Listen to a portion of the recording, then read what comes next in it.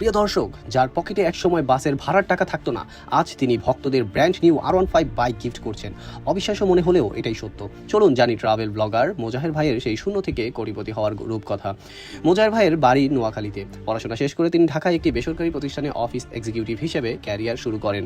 সকাল থেকে রাত পর্যন্ত ডেস্কে বসে কাজ করতেন, আর মাস শেষে হাতে পেতেন সামান্য কিছু বেতন, যা দিয়ে ঢাকা শহরে চলাই ছিল কঠিন। বিস্ময়কর তথ্য হলো, তিনি যখন ব্লগিং শুরু করেন তখন তার কাছে কোনো ক্যামেরা ছিল না। একটি ভাঙা মোবাইলে ভিডিও করে পলিথিন দিয়ে মুড়িয়ে বৃষ্টির মধ্যে শুট করতেন।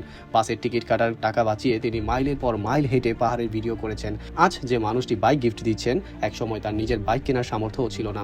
কঠোর পরিশ্রম আর দর্শকদের ভালোবাসায় আজ তিনি 4 মিলিয়নের দ্বার প্রান্তে। আর এই দীর্ঘ পথ চলার কৃতজ্ঞতা জানাতেই তিনি তার দর্শকদের একজনকে R15 গিফট করতে চান। সত্যি এটি একজন সাধারণ মানুষের অসাধারণ হয়ে ওঠার গল্প।